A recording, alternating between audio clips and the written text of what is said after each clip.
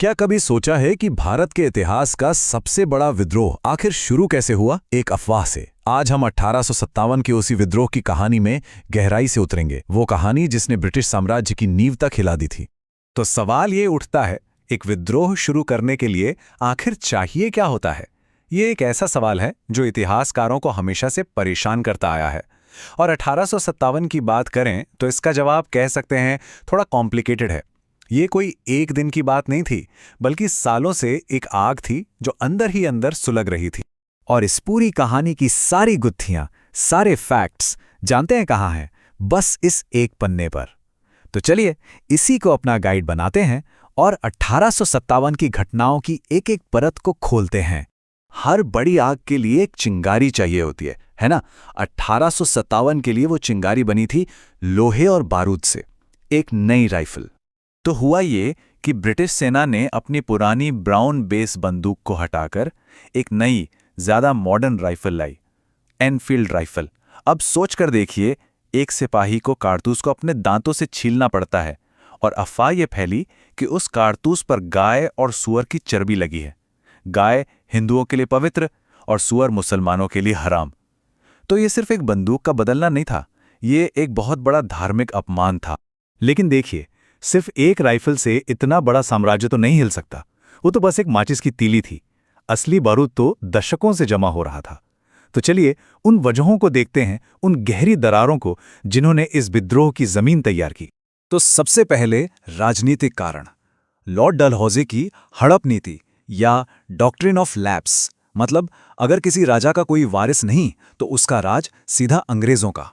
फिर आर्थिक शोषण, भारत का पैसा, यहाँ के संसाधन सब ब्रिटेन जा रहे थे। और ऊपर से धर्म में दखलंदाजी का डर और फौजियों के बीच बढ़ता गुस्सा। बस इन सब को मिला दीजिए और एक विस्फोटक कॉकटेल तैयार था। अब हर बड़ी कहानी के कुछ अहम किरदार होते हैं, तो चलिए 1857 के इस बड़े ड्रामे के मेन कैरेक्टर से मिलते हैं। विद्रोहियों को एक चेहरे की, एक सिंबल की जरूरत थी, और वो चेहरा बने आखिरी मुगल बादशाह बहादुर शाह जफर। हाँ, उनकी ताकत तो लगभग खत्म हो चुकी थी, लेकिन उनका नाम, वो अब भी भारत के शानदार अतीत की एक निशानी था। लेकिन सिर्फ सिंबल से तो लड़ाइयां नहीं जीती जाती। जफर अगर चेहरा थे तो असली मिलिट्री ब्रेन थे जनरल बख्त खान। फौज को इकट्ठा करने और लड़ने का सारा मुश्किल काम इन्होंने ही संभाला। और दूसरी तरफ कौन था? लंदन में बैठी थी महारानी विक्टोरिया, जिनके लिए ये बगावत उनके राज पर एक सीधा हमला था। और भारत में इस पूरे तूफान का सामना कर रहे थे गवर्नर जनरल लॉर्ड कैनिंग। इनके ऊपर दोहरी जिम्मेदारी थी, एक तो इस विद्रोह को दबाना और दूसरा साम्राज्य के भविष्य को बचाना। एक सवाल है, ये विद्रोह की खबर फैली कैसे? उस जमाने में फोन या इंटरनेट तो था नहीं। ये हुआ सिंबल्स के जरिए। एक गांव से दूसरे गांव तक रोटियां और कमल के फूल पहुंचाए जाते थे। ये एक साइलेंट पावरफुल मैसेज था तैयारी का, एक ऐसा कोड जिसे सिर्फ हिंदुस्तानी समझ सकते थे। विद्रोह की प्लानिंग बहुत ध्यान से की गई थी, एक तारीख भी तय हुई थी।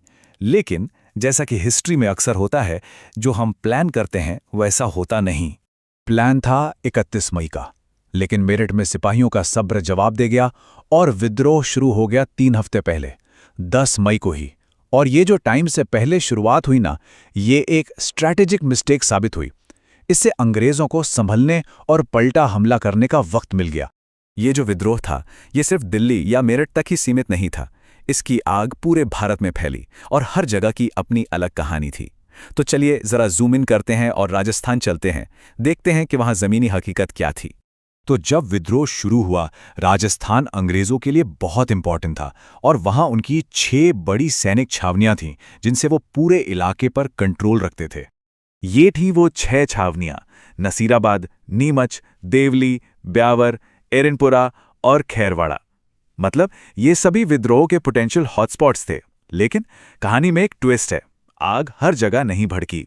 अक्सर हम सोचते हैं कि जब क्रांति होती है तो सब एक साथ खड़े हो जाते हैं, पर क्या 1857 में ऐसा हुआ था? क्या हर हिंदुस्तानी सिपाही ने बगावत कर दी थी? इसका जवाब शायद थोड़ा चौंकाने वाला हो। ये एक बहुत बड़ा फैक्ट है। उन 6 छावनियों में से खैरवाड़ा में विद्रोह हुआ ही नहीं। और ये बात हमें याद दिलाती है कि इतिहास कभी भी ब्लैक एंड व्हाइट नहीं होता। वफादारी और बगावत के बीच की लकीरें बहुत धुंधली थीं। और यही बात 1857 की कहानी को इतना फैसिनेटिंग बनाती है। ये सिर्फ हीरो और विलन की कहानी नहीं है, ये चॉइसेस की कहानी है, वफादारी की कहानी है और उन अनगिनत पर्सनल स्टोरीज की कहानी है जिनसे मिलकर इतिहास बनता है। तो सोचने वाली बात यह है कि जब कोई आंदोलन सब तक नहीं पहुंच पाता तो ये क्या दिखाता है? क्या ये उस आंदोलन की नाकामी है या फिर बस इंसानी फितरत की एक झलक?